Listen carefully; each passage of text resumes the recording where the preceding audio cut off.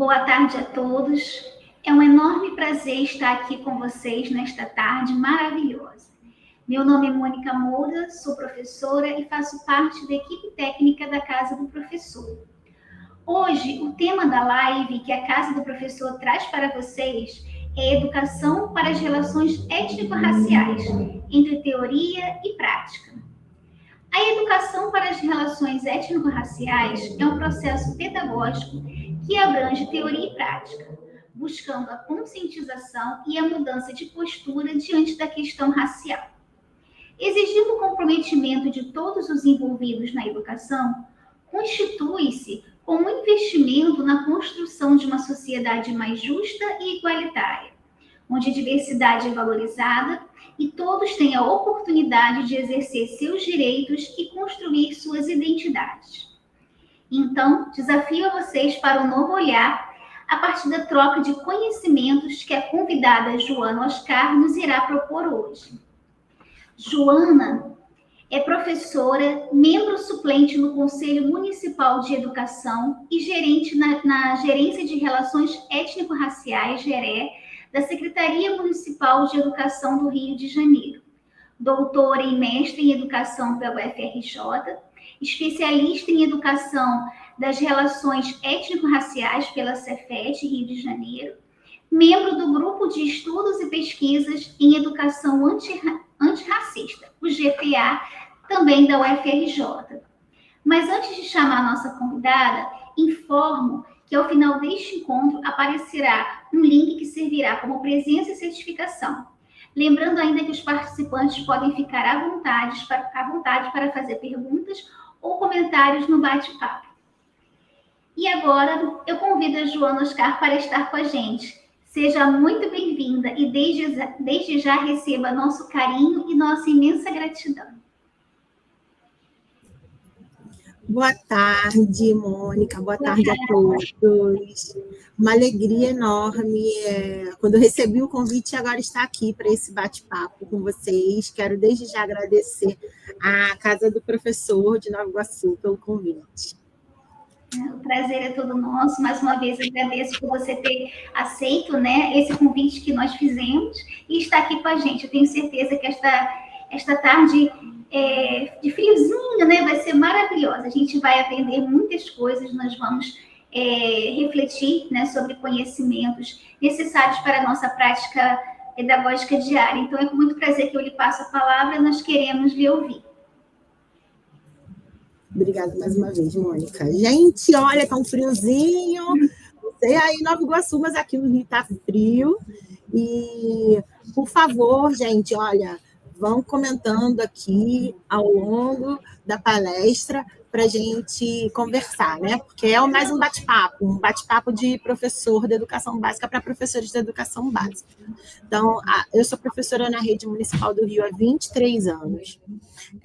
Atuei como docente, atuei como professora articuladora, que é uma espécie de coordenadora pedagógica da educação infantil, atuei como gestora de unidade escolar, até ser convidada para trabalhar no nível central com educação infantil, com as políticas de educação infantil.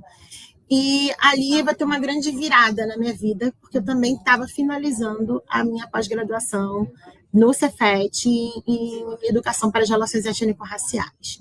Então, ali, imagina, é a hora que descortina-se o quanto a nossa sociedade é desigual, o quanto a gente tem uma diversidade étnico-racial negligenciada, e de cara eu digo para vocês que tem um movimento doloroso, porque imagina você aprender uma coisa nova e olhar para trás, saber que você é um agente de transformação, você é um servidor, você faz um trabalho e você não está contemplando as premissas para que esse trabalho seja um trabalho de qualidade, porque, afinal de contas, não há educação pública de qualidade com racismo. Então, dá um bug, na nossa cabeça. E aí, todos nós, professores, a gente tem um compromisso ético, estético, político, sobretudo de cumprimento de legislação, que as leis 10.634 e 11.645, né, a 10.639, que é de 2003, e a 11.645, que é de 2008, elas são uma alteração da própria Lei de Diretrizes e Bases da Educação Nacional. Eu sempre gosto de dizer isso, que é o óbvio, que a gente precisa reiterar o óbvio, porque, infelizmente, a gente ainda tem profissionais, nossos pares, né, que negligenciam o próprio cumprimento da Lei Magna da Educação, e isso não é admissível. Eu brinco que, assim, é admissível o não saber. É admissível não saber no sentido de que nós fomos educados para não enxergar o racismo e como ele atravessa o cotidiano e das nossas práticas pedagógicas. Mas, a partir do momento que a gente passa a saber, tem uma tomada de decisão que ela é individual antes de ser institucional, e é isso que eu vou trazer um pouquinho aqui para conversar com vocês. Né? E eu acho que a melhor forma da gente ter essa conversa é trazendo um pouco dos encaminhamentos práticos de como a gente vem tocando esse trabalho aqui na Secretaria Municipal do Rio de Janeiro. Então, a princípio, né, como eu disse para vocês, eu gosto muito dessa música do Cidade Negra, né? Você não sabe o quanto eu caminhei. Todos de nós aí temos a nossa própria trajetória, né? E essa trajetória ela vai ser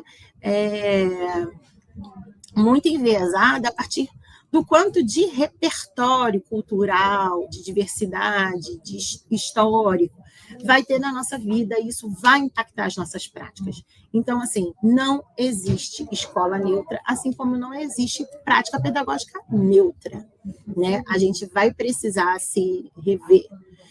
E aí, eu, em 2018, concluí o mestrado, e eu concluí o mestrado justamente sobre a implementação da Lei 10.639 aqui no município do Rio, mas eu parti de duas óticas, né? A primeira era olhar para o processo institucional. O que a Secretaria Municipal de Educação propunha como implementação? E o segundo ponto através de professores, na época eu pesquisava o campo da educação infantil, professores que já empreendiam práticas antirracistas, porque é muito fácil a gente fazer uma pesquisa sobre o que falta, né? Porque sempre falta muita coisa. Mas eu queria entender que esses professores, a despeito do que falta, quais são as estratégias, como que eles se mobilizam, como que eles fazem esse trabalho acontecer no dia a dia, e isso impacta positivamente. Então, eu cheguei a uma conclusão, né, das professoras de educação infantil que eu vi de perto, em uma alusão ao texto da professora Nilma Lino Gomes, que se chama Mulher Negra que eu vi de perto, que basicamente esse é um movimento individual. E individual que ele vai acontecer ali, primeiramente com uma experiência individual e posteriormente com uma experiência envolvendo esses pares, né? Porque se trata de uma mudança que se quer coletiva, porque individualmente ela é muito fácil de ser desarticulada, para depois a gente chegar no campo da experiência política. E a gente está falando aqui de experiência política bem no sentido freiriano da coisa, né? Quando ele diz que a nossa ação e a nossa fala, nosso discurso e a nossa ação, eles precisam estar alinhados de tal maneira que eles se tornem indissociáveis. O que a gente percebe hoje, com esses mais de 20 anos da 10.639 e mais de 15 anos da 11.645, é que, em termos de discurso, nós, categoria docente, avançamos, mas nas práticas, no dia a dia, não necessariamente. Então, é isso que a gente precisa rever, né? E aí, para a gente rever, tem aqui um movimento que a gente gosta muito de fazer com os nossos professores em todas as formações continuadas, né? Que é isso de se compreender. Essa mudança que a gente quer, ela não vai acontecer de fora para dentro.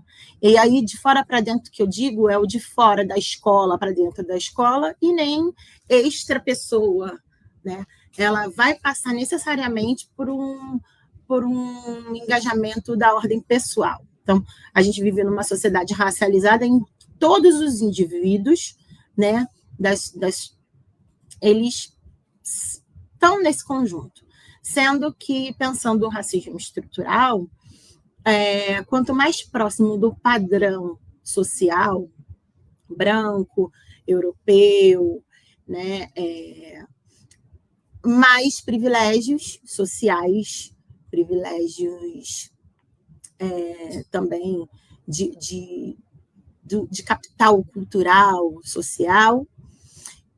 E quanto mais distante desse padrão, então aí a gente está falando especificamente dos indivíduos pretos, pardos e indígenas, mais vulneráveis a sofrer e reproduzir o racismo. Então, a gente pensa aqui, né? E aí eu faço essa provocação aqui para vocês, né? Como é que vocês se veem nesse processo? Porque é preciso ser encarado como um processo. Não basta a gente ter uma leitura e aí, eu li esse livro, foi muito bom, deu certo, já sou uma professora antirracista. Não basta, eu já fiz aqui com a minha turma uma atividade e já botei dei check no meu planejamento. Já cumpri o que eu tinha que cumprir. Até porque a gente está falando de relações cotidianas. E essas relações cotidianas, elas não se restringem às datas comemorativas, às questões das efemérides, ali aqueles movimentos que a gente, escola, gosta muito de fazer. Sim, eu vou fazer uma atividade, mas tem que ter uma culminância. Por que a gente inventa que tem que ter uma culminância? Né? Só trazendo aqui umas provocações para vocês. Né? E aí, a gente, na melhor das intenções, às vezes a gente acaba deixando a pauta racial também muito setorizada ali, só para abril, só para maio, só para novembro, ou só se tem uma culminância. Quando, na verdade, a construção da identidade dos nossos alunos, ela se dá no dia a dia. Então, essa é uma pergunta inicial que eu trago aqui para vocês, né? Olha, nessa caminhada, nesse processo, aonde que eu estou? Né? Eu estou numa zona do medo, porque eu nego a existência do racismo, eu evito lidar com essas questões, eu acho que isso não tem que ser discutido na escola, eu acho que isso o aluno aprende lá fora, com os pais, né? Eu invisibilizo isso. Ou eu já estou numa zona de aprendizagem, que eu reconheço que há um problema social, um problema estrutural, há uma questão que a gente precisa lidar, né? Mesmo que elas sejam polêmicas, então a gente vai se municiar de repertório para lidar com essas questões. Eu me esforço para me sentir para entender se eu tenho um privilégio, né, nesse lugar, eu procuro pesquisar, eu reconheço os meus próprios preconceitos, e eu ouço pessoas que pensam diferente de mim, porque é importantíssimo o diálogo, né? Senão a gente está falando de uma nova colonização, a gente não quer todo mundo pensando igual, a gente não está militando ou sendo um ativista ou um agente público de transformação por uma homogeneidade, muito pelo contrário, a gente está, assim como na Constituição Federal de 1988, garantindo a existência da diversidade, garantindo o direito à diferença e o respeito e equidade, né, para essas diferenças. E aí eu estou numa zona de crescimento, né, onde eu identifico como que eu me beneficio do racismo, de alguma maneira, e eu combato, eu reconheço que eu promovo e defendo políticas públicas, então, assim, sim, eu já li um livro, mas eu entendo qual é a política pública que está vigente na minha rede de ensino, e eu falo isso, assim, para vocês muito confortavelmente.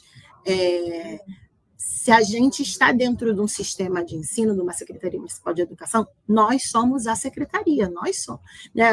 Tem, às vezes, um discurso que eu brincava com as meninas aqui uns minutinhos antes dessa transmissão começar, que o professor que está na sala é diferente do professor que está trabalhando na regional, é diferente do professor que está no nível central. Não, gente.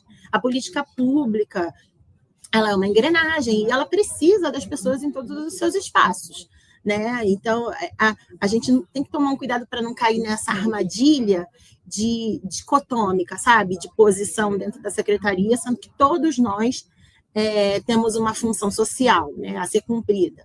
E aí, nessa zona de crescimento, eu também converso com as pessoas sobre os efeitos prejudiciais do racismo, eu penso como a gente, do nosso lugar de atuação, consegue estabelecer estratégias para lidar com isso, eu identifico os erros que eu já cometi, eu tenho muita vergonha, né? Em outras formações, eu trago minhas fotos das atrocidades que eu já fiz aqui, as minhas turmas passarem, né? E eu trago essas fotos, hoje eu não vou trazer, tá, gente? Mas, assim, eu olho para essas fotos e eu falo, que bom, eu mudei. E eu mudei por intermédio do movimento formativo. Então, assim, como profissional da educação, é também minha parcela de responsabilidade me formar.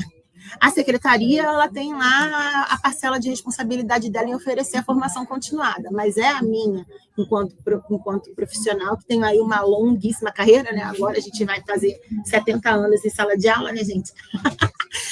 Mas, assim, a gente tem uma carreira, a educação é um bem social, a sociedade está em transformação, então eu não posso achar que a minha formação inicial deu conta de me preparar para trabalhar 30, 40 anos no magistério. Né? Isé Fini. Eu sou daquela época do curso normal médio, então no curso normal médio a gente não fazia lá uns manuais de alfabetização. Então, imagina, alfabetizar com aquele material ainda debaixo do braço, isso não se relaciona com o contexto em que os nossos estudantes estão inseridos hoje, né? Muito menos com a história da comunidade escolar, em que essa escola também está inserida. E é um pouco esse o exercício. E assim, mas Joana, tem aqui, há uma hierarquia? Não, gente, é mais um exercício no sentido de que nós podemos, ao mesmo tempo, estar aqui com lacunas, assim, nas diferentes esferas, né? Eu posso ter um pezinho que ainda está na zona do medo, uma mão que está na zona da aprendizagem, uma cabeça que está na zona do crescimento, mas é muito importante esse momento de se autoavaliar, porque aí isso que vai definir qual o planejamento que vai ser empreendido para a mudança que vocês querem, né, no dia a dia. Porque, assim, já dizia assim, um ditado ancestral, né? Quem não sabe de onde veio não sabe para onde vai. Então, a gente precisa primeiro se resgatar. Então, aqui dando uma sequência, né? A gente, esse resultado dessa dissertação trouxe assim um esqueleto do que a Secretaria Municipal do Rio precisava encaminhar para institucionalizar esse debate, né? De fato, implementar essas legislações, e, ao mesmo tempo, a gente teve uma série de outros movimentos também, o movimento de coletivos docentes, de professores antirracistas, um avanço das políticas de ação afirmativa em formação continuada, então, a oferta de cursos sobre essa temática. Então, toda essa conjuntura foi favorável à criação do que hoje a gente chama de gerência de relações étnico-raciais. Então, a gerência aqui no Rio, ela atua como um órgão consultivo mediador de planejamento estratégico. A gente considera que a gente já implementou as leis, porque, segundo o plano de implementação da 10.639, existem 5 eixos: o currículo, recursos, formação, projetos pedagógicos intersetoriais, avaliação e monitoramento. Então, nós temos hoje no Rio ações ativas em todos esses eixos. Qual é o nosso desafio? Né? É o de dar continuidade, de que não seja uma política de governo, que se torne uma política pública perene, até porque nós temos uma rede muito grande, então nós temos 1.557 escolas, mais de 53 mil profissionais, mais de 670 mil alunos. Mas o que isso também tem um pouco a ver com Nova Iguaçu, né? Eu me lembro, agora eu vou contar para vocês uma história. A primeira vez que eu ouvi falar sobre o Acordo da Cultura, né, que é um material maravilhoso que foi lançado, foi um dos primeiros materiais lançados logo após a 10.639, e ainda hoje é um material referência para se trabalhar com a educação das relações étnico-raciais, foi através de uma amiga que era professora aí em Nova Iguaçu. E ela fazia o curso, tinha recebido o material, e ela levou o material para me apresentar, e eu fiquei assim, nossa, ai meu Deus, que lindeza, ai, quero ir para Nova Iguaçu, gente, porque no Rio não tem nada disso, né? Então, dá uma tristeza, ai meu Deus, no Rio não tem nada disso, como assim?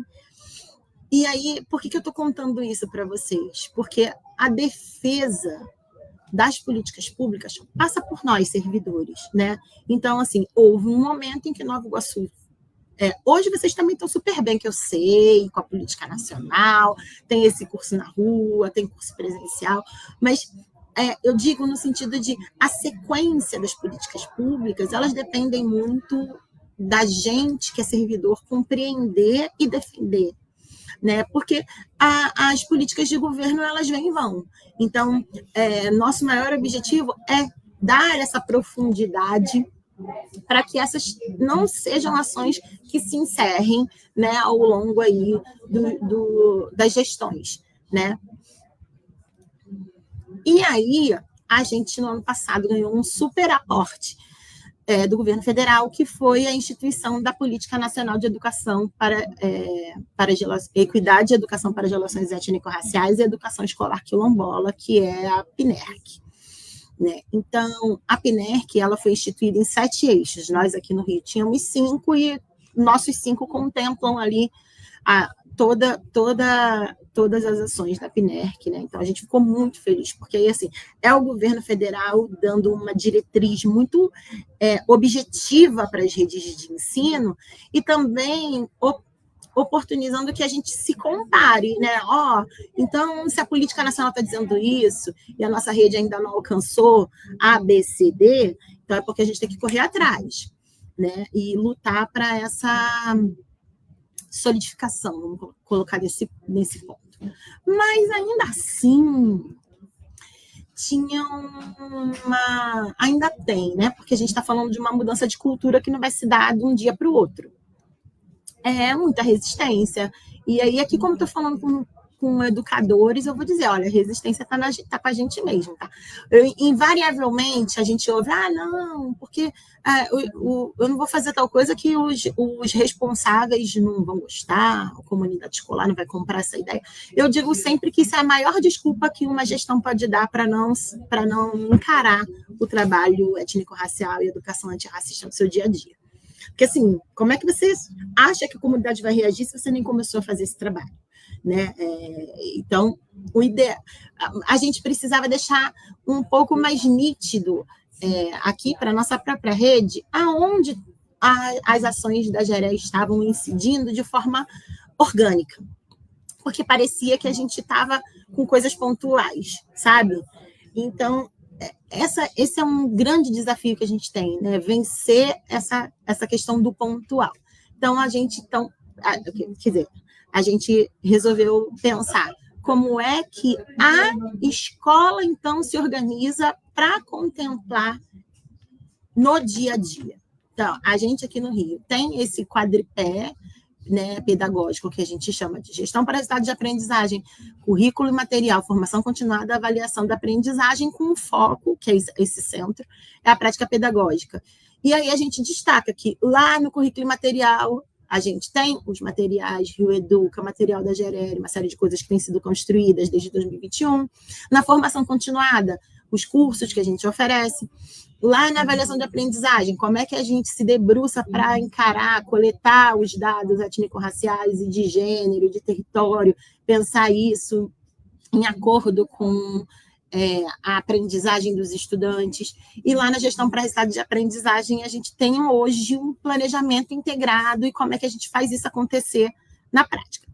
E aí, assim, quando a Renata veio conversar comigo, eu sou assim, Joana, olha, estou te convidando aqui para conversar com os educadores e tal. O que você pensa? Eu falo, olha, a gente precisa pensar nesse dia a dia mesmo, né? Porque, em termos teóricos, hoje já temos ótimas pesquisas, boas referências, Mas aí sempre o que eu ouço, que a gente ouvia mais aqui no início, era, tá, tudo bem, mas e aí?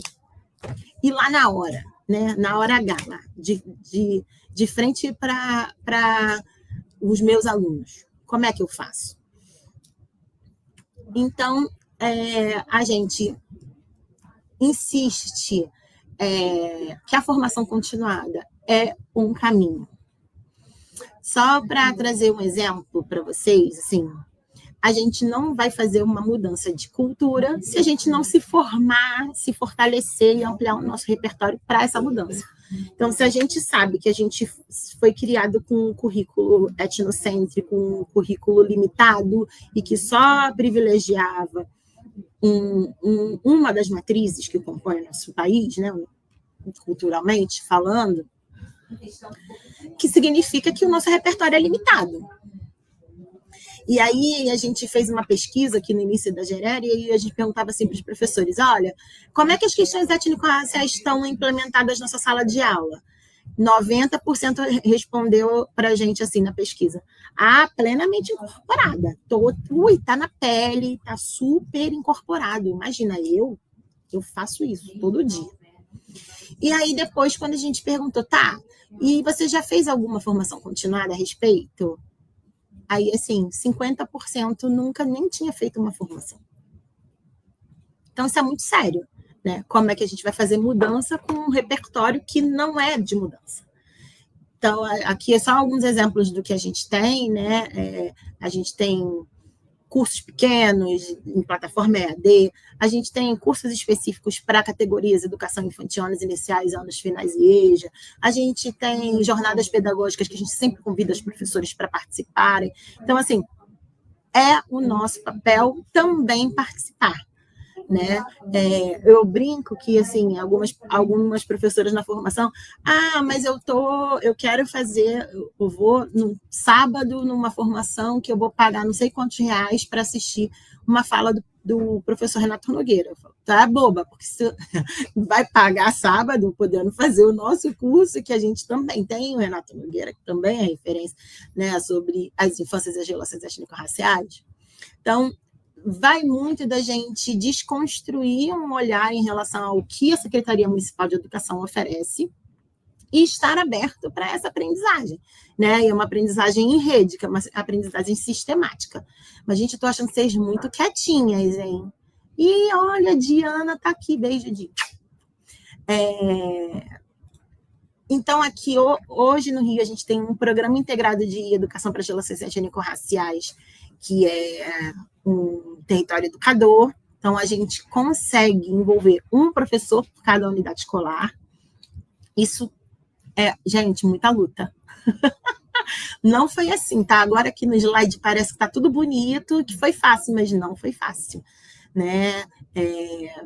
E aí algumas fotos, né? Porque a gente tem essa formação descentralizada, então aqui no Rio são 11 coordenadorias regionais, então tem uma formadora técnica para cada CRE, né? Tem os encontros presenciais, temos videocasts, temos né, a parte EAD que os professores podem fazer dentro das suas organizações. Aqui alguns resultados da primeira versão do ano passado, né? Uma professora disse, olha, minha prática pedagógica foi transformada a partir do curso Território Educador, passei a ter um olhar mais abrangente, multipliquei os conhecimentos adquiridos aos meus pares na minha unidade por meio de encontros e momentos no centro de estudos. Foram muitas aprendizagens, as aulas da plataforma Paulo Freire, né, que aqui é como se fosse a casa do professor de vocês, foram excelentes, mas destaco aqui o encontro com os educadores, parabéns a Gerer, as ações do GRAR, o plano de ação, não sabia que as práticas envolviam as relações étnico-raciais. Isso eu vou mostrar mais aqui na frente para vocês, é uma diretriz que a gente tem, mas foi muito importante, assim, tem uma diretriz para a gestão está fazendo, está cumprindo essa diretriz, mas a professora não estava sabendo. Então, são essas também lacunas de comunicação que são muito importantes, né, de serem alinhadas. E aí, uma coisa muito bacana, que a gente tem bastante orgulho, é o material Reeduca, né? O nosso material ele é feito pelos professores da rede, então a gente conseguiu inserir os conteúdos de literatura e também as referências à literatura e as culturas africanas, afro-brasileiras e indígenas. Então, para vocês entenderem um pouco, eu trouxe agora um exemplo desse mão na massa, né? Esse aqui é o material da educação infantil. Então, a educação infantil, BNCC, campos de experiências, né? Então, a gente traz aqui sugestões de experiências para vivenciar com essa turminha. Então, a gente tem as experiências com música e a gente traz aqui a música Quem Tem um Amigo Tem Tudo, do Emicida. Ué, mas não está falando de racismo. Mas quem disse que o trabalho de educação para as relações étnico-raciais é sobre racismo? Racismo, na verdade, ele é um crime que a gente, obviamente, quer combater. É uma questão social que tem um profundo recorte aí de desigualdades, mas a educação para as relações étnico-raciais ela é maior, ela é uma política maior. Então, a gente ouvia muitos professores, mas como é que eu vou tratar esses assuntos, gente? Esses assuntos, quando há uma situação de racismo, a gente se prepara para resolvê-lo, e resolvê-lo no nosso âmbito pedagógico. Mas no dia a dia, como é que a gente faz? Através do fortalecimento de identidades. Então, por si só, um projeto, uma atividade pedagógica que traz o Emicida sendo um músico, sendo um rapper, tem representante de uma cultura, isso já é ampliar possibilidades de visibilidade e de futuro para as nossas crianças, né? De reconhecimento de talentos negros no nosso país. Assim como a gente também tem aqui as experiências com os símbolos adinkra, né? Então, que símbolos são esses? Como que a gente pode fazer? Que cada um pode ter acesso? Enfim, o que significa cada símbolo? Vamos brincar com símbolos? Então, tem N histórias. O bom, sabe, é que, assim, a gente só faz uma proposição, mas o que vocês, professores, conseguem fazer com essa proposição na prática é um negócio surreal de maravilhoso. Porque aqui é só uma proposta, e a gente recebe depois os relatos, professores que fazem jogos, fazem carimbos, fazem roda de conversa, contam histórias. Então, é só que sabe aquela coisa da indução, né?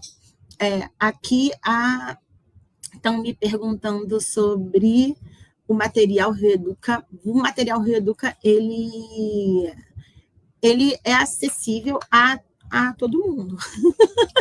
No site Rio Educa, você pode entrar lá e ter acesso a pais e alunos, não precisa ter matrícula, né? Agora, os materiais específicos de formação de professores e tal, aí sim, esse é restrito aos profissionais da rede, aí eles precisam acessar também o site via matrícula, né? Então, aqui, a gente também tem materiais específicos, né, de ERE. Então, nós temos 6 volumes de agendas da GERER. O que são essas agendas? Também são proposições práticas a partir dos valores civilizatórios afro-brasileiros, né, da nossa grandíssima Azoilda Lourdes da Trindade.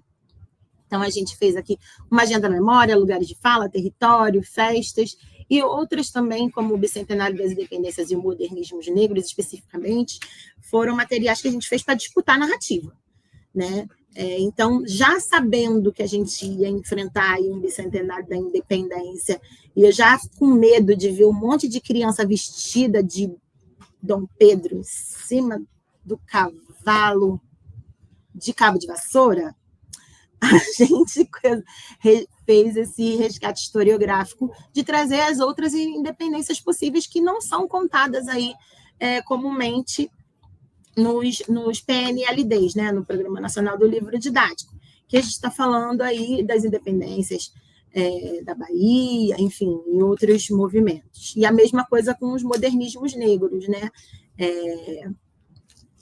E aqui a gente tem o Guia ERER, volumes 1 e 2.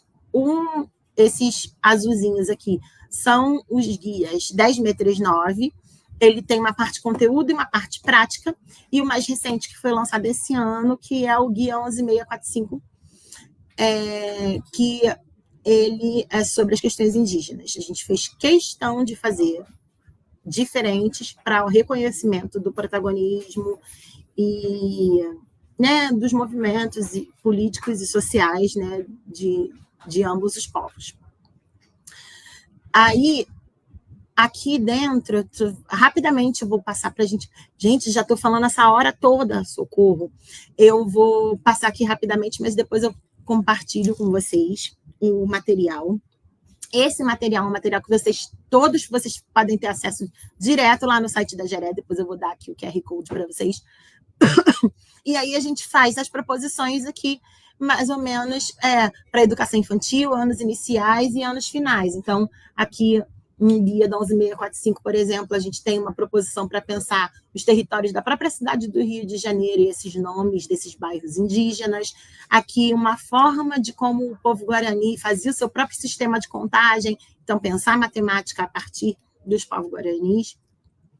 E também aqui, por exemplo, dos anos iniciais, uma proposição sobre literatura indígena brasileira, a partir da Karina Pataxó, enfim, pensar também essas mídias que estão aí no dia a dia, como que os alunos se relacionam com esses conteúdos, esse repertório.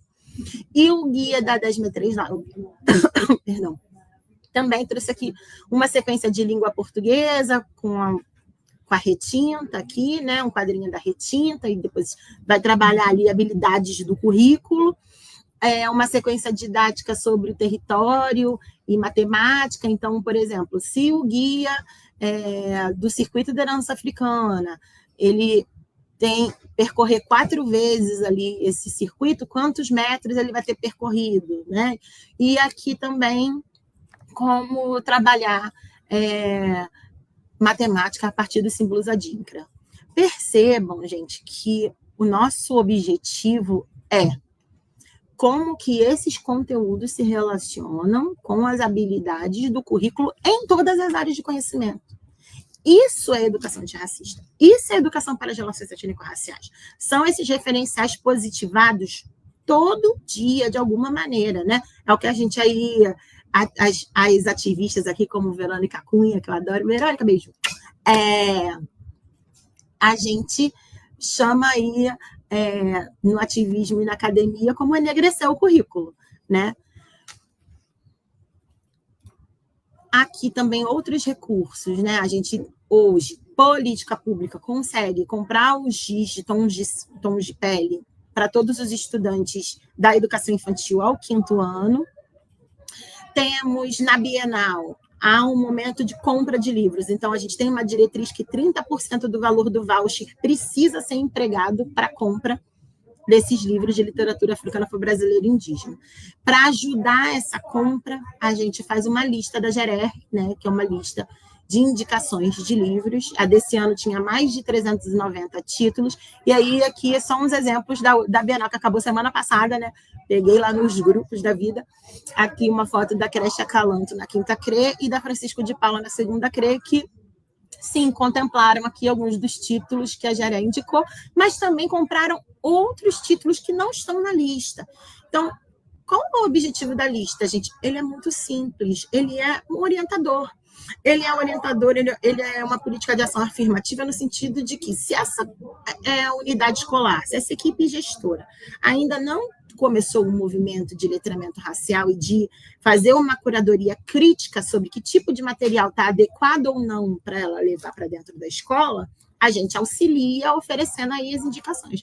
Agora, se a escola já está num movimento e ela consegue sozinha fazer essas escolhas, maravilha, ela tem autonomia para fazer essas escolhas, né? O nosso medo era a gente fazer uma diretriz para gastar o orçamento público aí, 30% do voucher para comprar em livros, e todo mundo resolver comprar mais uma vez Menina Bonita do Laço de Fita. Aí não dá, né? Aí a política pública, essa roda não gira, né? A gente não tem o efeito desejado. A gente tem alguns projetos pedagógicos com parceiros, né? Então, a gente tem o Circuito de Herança Africana, a gente tem uma exposição, essa aqui, Mulheres e Ciência. Isso aí também tem lá no site da GERE, vocês podem baixar, usar à vontade. São 20 personalidades negras e indígenas, de mulheres atuantes na nossa sociedade. Então, é para a gente discutir o papel da mulher, essa mulher indígena, essa mulher negra, que está produzindo conhecimento, né? Quebrar esses estereótipos de que a mulher negra está sempre em posições de trabalho mais vulneráveis, né? São essas questões que permeia o imaginário social. Na avaliação e monitoramento, a gente tem obrigatoriedade de, no plano de ação das escolas, cumprir um eixo étnico-racial. Então, aqui, eu trouxe para vocês, nos anos iniciais, hoje a gente tem esse sistema online, a secretaria consegue acompanhar e monitorar. Tenho 1.804 ações no eixo de dimensões e 1.703 no plano de ação, que aí, quem faz dimensões? Plano das dimensões. Educação infantil, educação de jovens e adultos, educação especial. E quem faz plano de ação? Unidades de anos iniciais e unidades de anos finais. Então, aqui é só rapidamente uma tela lá do plano de ação. O que é o plano das dimensões do plano de ação? É um planejamento, gente. Não parece, mas tem uma mudança aqui muito importante, que é a gente tirar a ação de Heré desse lugar, tá? Meramente culminância e cultural e transformar num planejamento que acontece ao longo do ano inteiro. Então, as unidades escolares, elas param no início do ano para planejar o que vai acontecer, vão aqui subindo cada etapa, e depois também tem uma fase que elas demonstram as evidências, né? E aí, qual é o nosso papel gestão? A gente vinha aqui construir uma rúbrica de análise em que a gente analisa se essas ações estão abaixo do básico, no adequado ou no avançado. Porque se a gente está falando de qualidade, a gente também tem diretrizes de qualidade para a educação das relações étnico-raciais. Para a intervenção pedagógica, a gente tem um protocolo, né, que orienta o que fazer, um fluxo de ação em caso de racismo e de intolerância religiosa, e a gente também tem um aplicativo Escola Segura, e lá na Escola Segura aqui tem as abas, né, de tudo que a gestão é um celular institucional, que fica sob a responsabilidade da gestão. E aí aqui a gente tem a violência racial, né, como um dos indicadores. Qual a importância disso? A importância é o registro. A maioria dos casos que acontecem na escola, né, eles não são registrados. Aqui fica aquela turma do deixa disso. O fulano cometeu um racismo recreativo com o ciclano lá ali na sala. Ah, não, mas os dois são pretos. Ah, não, mas isso é família. Ah, não, mas deixa para lá. Ah, não, bota aqui de castigo, copia o hino nacional 70 vezes. Brincadeira, a gente ainda manda o povo copiar o hino nacional, gente? Fala para mim que não. Mas o primeiro movimento institucional para a gente, de fato, demonstrar para a nossa comunidade escolar, envolvendo também os nossos pares, é a gente se comprometer a fazer esse registro. Porque, assim, vai dar uma dor de cabeça um tempo, vai ter bastante registro, mas é o registro que ele vai trazer a necessidade do trabalho, vai dar embasamento para a gente poder dizer numa reunião de responsáveis, olha, aqui na nossa escola a gente teve casos X, Y, Z e D. Então, agora, é uma premissa nossa pedagógica agir dessa maneira por conta disso, disso. Enquanto a gente não se posicionar pedagogicamente, essas questões ainda vão ser um tabu. E precisa deixar de ser um tabu, precisa passar a ser um diálogo, precisamos encarar, né, que essa realidade aqui está no dia a dia, com um compromisso da nossa intervenção em pedagógica, porque esse é o papel da escola. Há uma intervenção que vai acontecer civil, seja da parte aí dos envolvidos na situação. Mas a escola tem um compromisso de parar e planejar o que fazer, né? E aqui a gente tem a difusão de saberes. Então, hoje, por exemplo, a gente tem esse repositório de práticas que se chama Cartografias de Boas Práticas. Eu trouxe assim um print, está bem pequenininho, mas é só para vocês terem uma noção. Via edital, as professoras de uma determinada escola que elas inscrevem a sua prática, elas descrevem como essa prática tem relação com as habilidades do currículo. Então, mais uma vez, demonstra como a ERE está entrelaçada à língua portuguesa, matemática, ciência, geografia. né? E aí também tem uma parte aqui das fotos que demonstram como é que foi o desenvolvimento do projeto com os estudantes. Então, a gente chama a cartografia de boas práticas o repositório oficial da gente mostrar o que de bom está acontecendo na rede e dar visibilidade, né, aos professores que estão construindo esses saberes. É muito importante nós, professores da educação básica, nos vermos como produtoras de conhecimento, né, e não só como objetos das pesquisas acadêmicas. E, ao mesmo tempo, a gente também fortalece a política pública. Então, aqui tem o nosso site, né, tem um QR Code, mas é bem facinho de achar. Abriu lá o Google, escreveu gerer, aí vai aparecer assim, você quer gerar? Aí você fala, não, é gerer mesmo. Pronto, vai direto lá para a página da Gerer, onde vocês conseguem encontrar esses materiais que eu trouxe aqui para partilhar com vocês. E aqui, para finalizar, né, algumas fotos aí das lindezas que a gente vai recolhendo aí no dia a dia, né? Então, é muito poderoso ter os nossos alunos com a literatura afrocentrada desde muito cedo nas mãos. Então, aqui, as professoras de educação infantil, principalmente em anos iniciais, sabem como a literatura é um importantíssimo recurso para essa ampliação de imaginário, né? Aqui é um exemplo de uma atividade do material Reeduca do 4º ano. Então, eu sempre fico emocionada de falar isso, porque eu fui a estudante de escola pública que não pude me ver representada positivamente no material. Então, eu fico pensando, poxa, hoje, se eu estivesse no 4º ano, estivesse aqui aprendendo sobre Dandara de Palmares, como ela foi corajosa, como ela foi uma heroína que lutou pelo seu povo, e eu tivesse aqui um lápis de tom de pele para me pintar, seria o máximo. Né? Aí aqui a gente tem os nossos alunos da educação infantil, material da educação infantil, a gente traz experiências da própria rede, né? A gente tem, dentro também dos materiais de Reeduca, os personagens de Reeduca. Então, aqui no material do 5º ano, essa bonequinha se chama Dandara, não por acaso se chama Dandara. E aqui, na fotinha embaixo, é o Guilherme, nosso aluno. No ano passado ele estava no 2º ano, provavelmente esse ano ele está no 3º ano, na escola Sandra Pires, na 8ª CRE. E era uma criança assim, que pouco interagia, e os alunos, quando abriram o material, falaram, tia, o Guilherme está no material. Então, olha como é poderoso, né? Existe uma professora da nossa rede, que também é uma acadêmica incrível, chamada Geisa Giraldez, e ela, na sua dissertação, ela defende o quanto a imagem produz subjetividade. Então, uma imagem positiva, às vezes, fala mais do que 1000 palavras, né?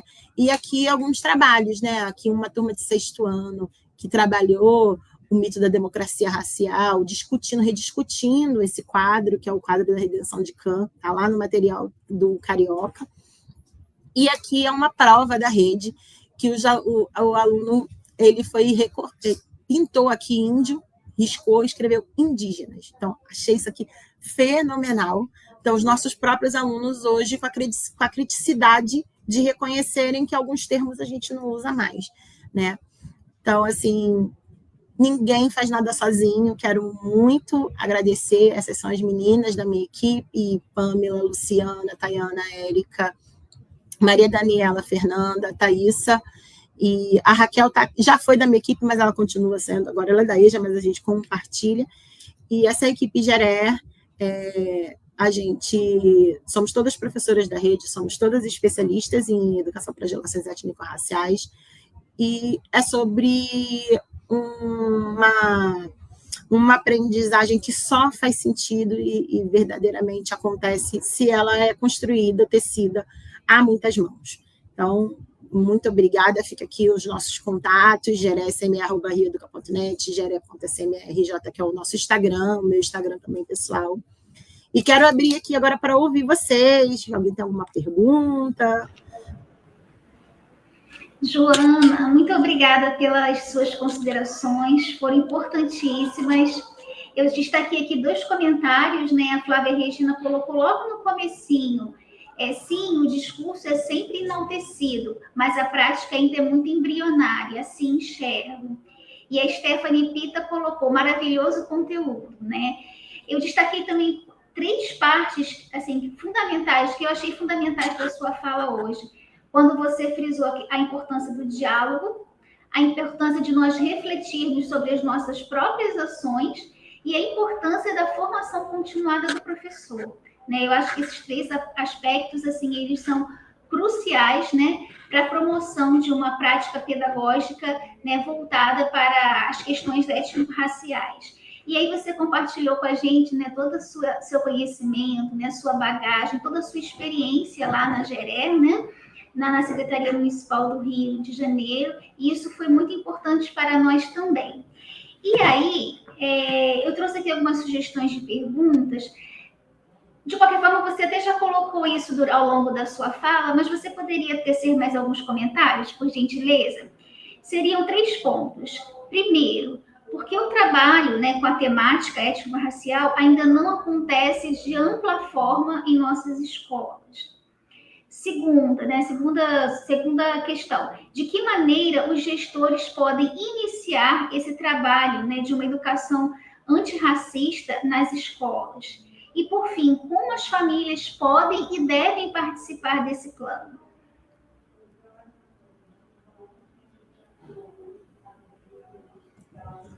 Obrigada, Mônica. Bom, maravilha. Mais 1h30 aqui de palestra. Não, brincadeira. Primeira coisa, que assim, né? A gente está falando de uma legislação, se a gente for falar em termos de política pública, ainda é uma legislação muito recente, né? Então, que requer um compromisso diário. Então, mudança, a gente não vai fazer mudança ampla de conta-gotas. Precisamos virar essa chave. Então, se eu faço minha prática pedagógica, mas eu tenho, a gente ouve, eu estou falando porque eu ouço muito aqui nas nossas formações. Eu tenho meus livros, tenho 2, 3, eu leio esses 3 livros todo ano e pronto, já deu. Não é isso, né? A gente pressupõe construção de identidade positiva. Para construir identidade, você tem que ter referenciais que sejam espelho, que você possa se ver positivado. Então, eu ouço muito assim, algumas pessoas, mas, Joana, não foi aqui na escola. Eu tenho certeza que não foi aqui na escola que a criança viu. E aí eu falo, gente, eu sei que está doendo, mas foi na escola sim. Precisamos admitir que a falta é também parte desse projeto de apagamento. Então, se você tem um ambiente, pensa num ambiente alfabetizador, e aí, o que você se preocupa? Primeira coisa que a gente se preocupa, vou alfabetizar, vou ficar com uma turma de 1º, 2º, 3º ano, o que vai ter na parede? Abecedário, números, palavras, lista de palavras, figuras. É a mesma coisa educação antirracista. As nossas paredes são embranquecidas não e apagam esse repertório afro-brasileiro indígena, então a gente, de alguma maneira, vai ter que se comprometer a ter esse repertório acessível para os estudantes. Esse é um ponto. Um outro ponto, e aí eu acho que é isso, assim, vai levar um tempo, mas eu acho que vai levar menos tempo do que a gente já imaginava, porque eu acho que uma outra coisa que a gente precisa fazer é reconhecer os avanços. Empreender uma mudança dentro da sua sala de aula, professor, tem uma autonomia que só depende de você, indivíduo. Mas empreender uma mudança de rede, fazer chegar essa formação para todos os profissionais, fazer envolver todos os gestores, né?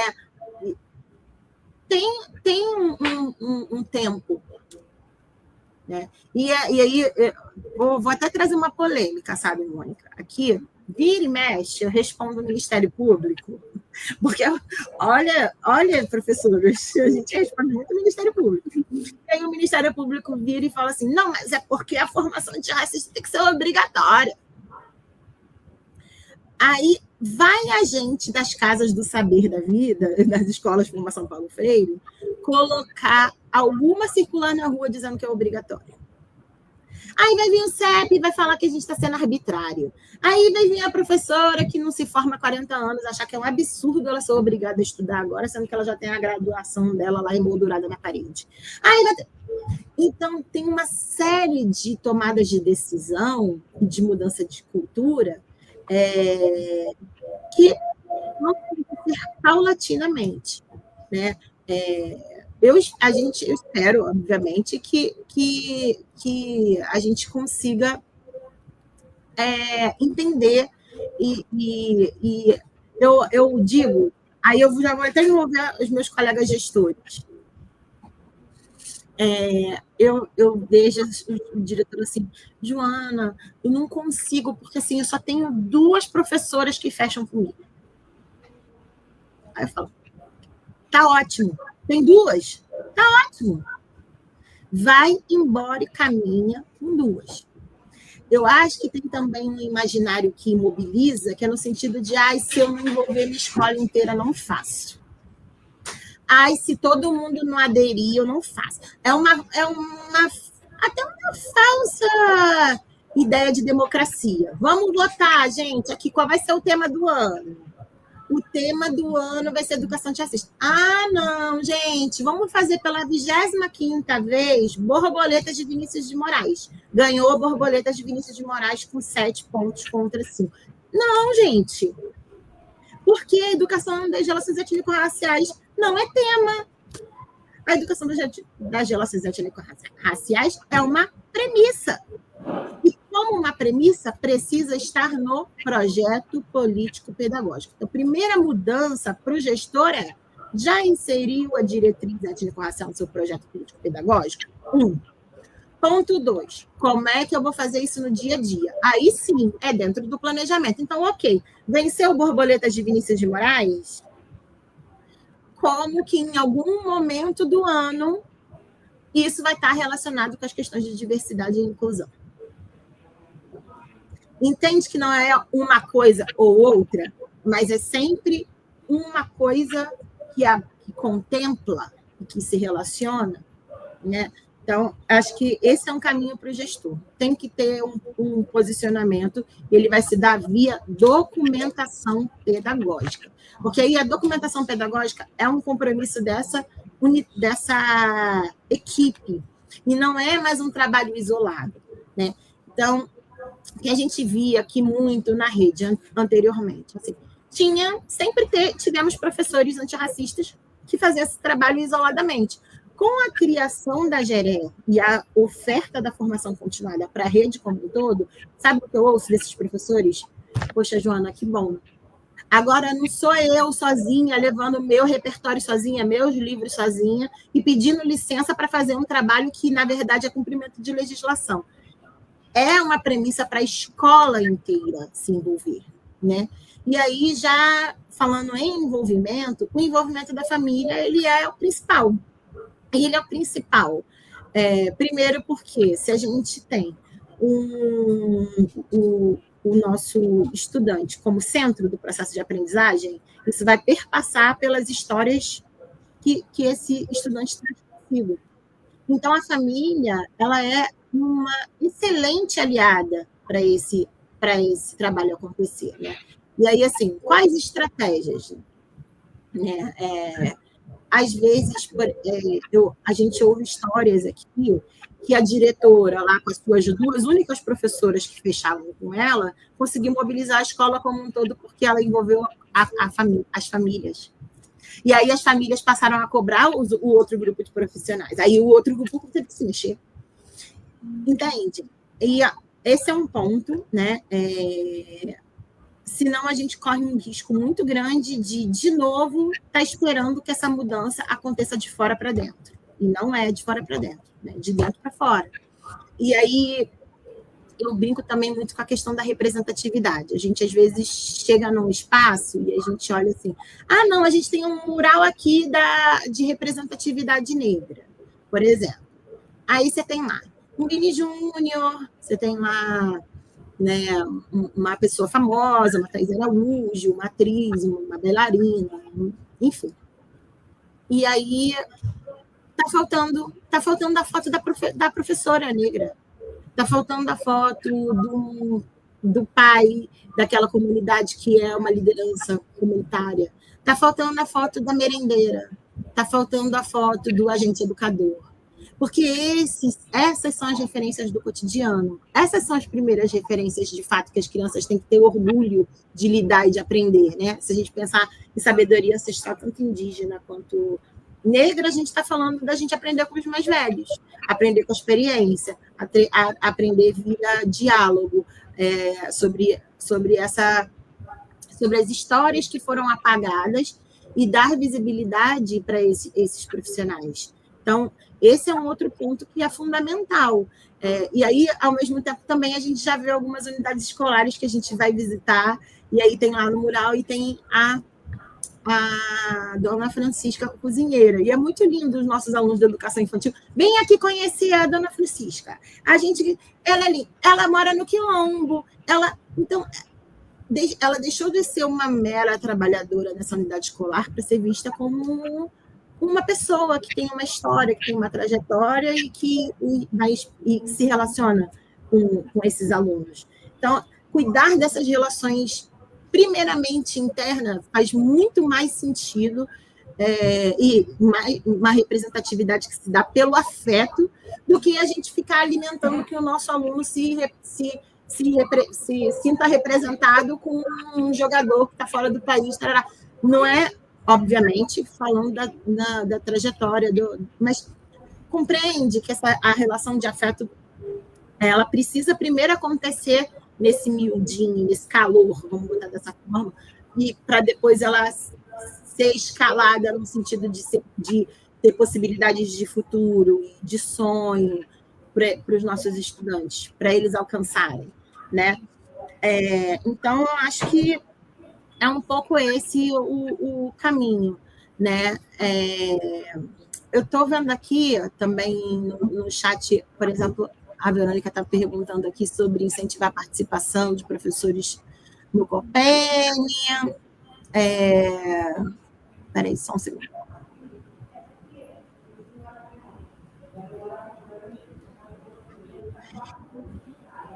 Então,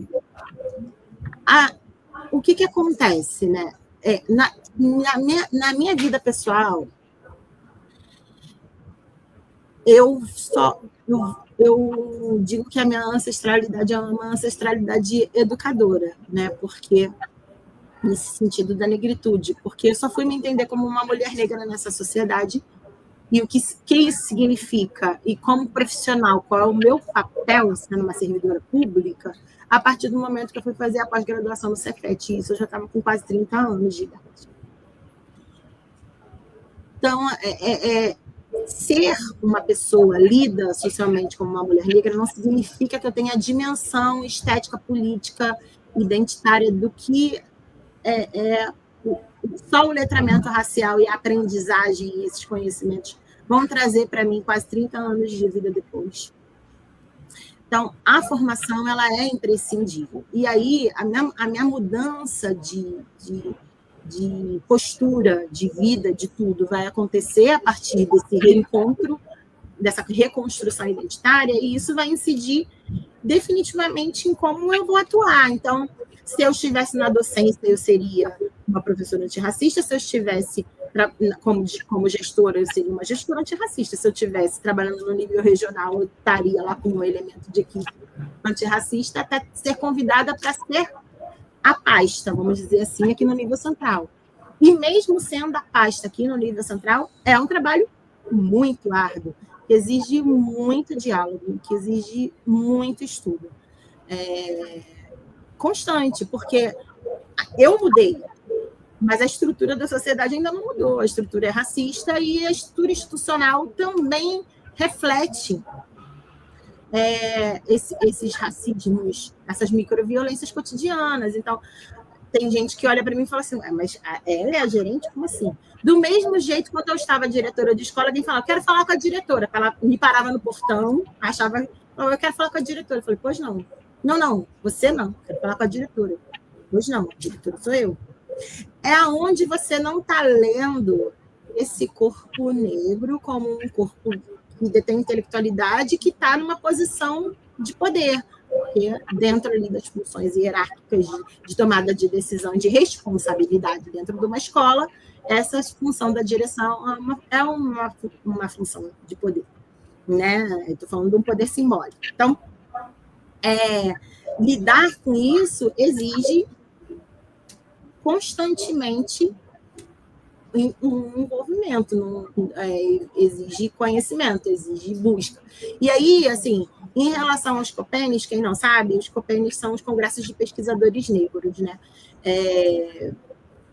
Antes do COPEN em si, é muito importante a gente falar desse professor da educação básica como produtor de conhecimento. Então, quando a gente estuda, não é só a nossa obrigação como educadores, né? Ali é nosso papel, obviamente, ali, mais uma vez, falando de Freire. Nós somos pesquisadores da nossa própria prática. E aí, um bom caminho, que aí cada um vai escolher o seu, mas um bom caminho é a gente também fazer o registro das nossas práticas. O que a gente vê, tem professores que fazem coisas maravilhosas, mas essas coisas não dão visibilidade, não ganham o devido reconhecimento. Agora, eu vou ser muito sincera para vocês. Ninguém pode esperar o SEDEX bater na nossa porta. Oiê, você ganhou o prêmio Professor do Ano antirracista. Isso não existe. Não existe. O que existe é a gente confiar que a gente está fazendo uma prática pedagógica que tem um fundamento e a gente levar essa prática para os devidos espaços de visibilidade. Então, registrem a prática de vocês, produzam resenhas, produzam artigos, se inscrevam nos congressos. Há congressos, e aí vou falar do COPEN. O COPEN é um dos poucos congressos que tem acadêmicos que têm categoria professor de educação básica, para apresentar seus relatos de experiência. Então, a despeito de outros congressos na área de pedagogia, que aí você só pode publicar uma prática se você for mestre, doutor, né, pós-doutor e tudo mais, o COPEN tem uma categoria professor de educação básica. Então, é para lá que a gente vai. Vamos registrar a nossa prática, vamos nos inscrever. Não me engano, esse ano eu vou aqui fazer uma consulta para as universitárias da minha equipe. Tem COPEN Sudeste, não tem? Esse ano. Tem COPEN Sudeste. Então, galera de Nova Iguaçu, que faz práticas bacanas, tem o COPEN Sudeste, inscrevam as suas práticas, né? Retomem aquilo que vocês já fizeram e já fazem há muito tempo. Eu comecei aqui essa fala conversando com vocês, falando da inveja que eu tinha de Nova Iguaçu, do trabalho maravilhoso que vocês já tinham aí com a Curva da Cultura, muito antes de chegar aqui no Rio. Então, acho que vou terminar aqui a minha fala fazendo esse convite para vocês olharem também com muita generosidade, muito afeto para a própria história de Nova Iguaçu, das políticas antirracistas em Nova Iguaçu. Porque, né, não adianta se fazer uma comparação. Hoje o Rio, graças a Deus, está aí 5 anos pautando uma coisa que está bem sucedida, mas vocês também têm a trajetória de vocês, e é muito importante a gente se inspirar, a gente se orgulhar, a gente ir lá resgatar documentos que já foram publicados, portarias, movimentos formativos, que formação que vocês participaram, que foi uma mudança de chave. Então, vou dar também um último exemplo, eu falo para caramba, né, Mônica? Estou acabando, juro. A gente aqui no Rio tem um prêmio chamado Prêmio Anísio Teixeira, né? Que são os nossos professores inscrevem suas práticas em formato de dissertação, né? Acho que de monografia. Então, no ano passado, as vencedoras do Anísio Teixeira, mesmo o Anísio Teixeira não tinha como temática a questão étnico-racial, mas tinha a temática da formação docente. E as duas vencedoras estavam falando sobre a temática racial, sobre 2 formações nossas da Geré, que foram a mudança de chave para a prática delas. Uma falou sobre o DC Rio, que é um curso formativo que a gente tem, que é específico para gestores, e a outra falou sobre o Griot, que é um curso que a gente tem EAD, de letramento racial, literatura e brincadeiras africanas, afro-brasileiras e indígenas para a educação infantil. Então, é isso, assim, perceber que a formação continuada é o caminho. É isso. Muito obrigada, Joana, por suas considerações.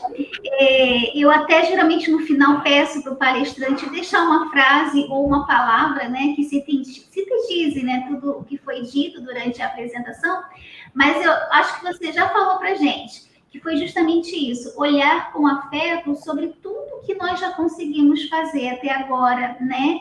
Você tem uma experiência riquíssima lá no Rio de Janeiro, agradecemos por você compartilhar com a gente, que aí você enriquece também o nosso trabalho, porque cada vez mais, né, a Rede de Nova Iguaçu vai buscar sempre novas alternativas para ter essa temática sempre em pauta, e como você falou, é uma premissa que tem que ser cumprida, né? Então, a gente tenta cumprir, a gente tem trabalhos belíssimos na rede, com certeza, e aos poucos a gente vai realmente nos conectando, né, com outras pessoas, vamos adquirindo novos saberes, né, compartilhando com outros pesquisadores, enfim. A própria Casa do Professor também, né, a gente oferece, desde que nós começamos em 2019, a gente sempre traz essas pautas, né, relacionadas à decolonialidade, né, as questões antirracistas, étnico-raciais como um todo.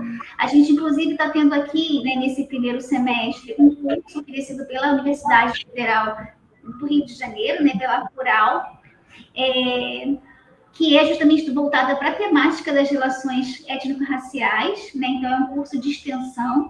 Então, assim, a Casa do Professor também oferece, né, essas atividades. Já fizemos várias vezes o circuito lá no Rio de Janeiro, né, o circuito dos pretos novos, enfim.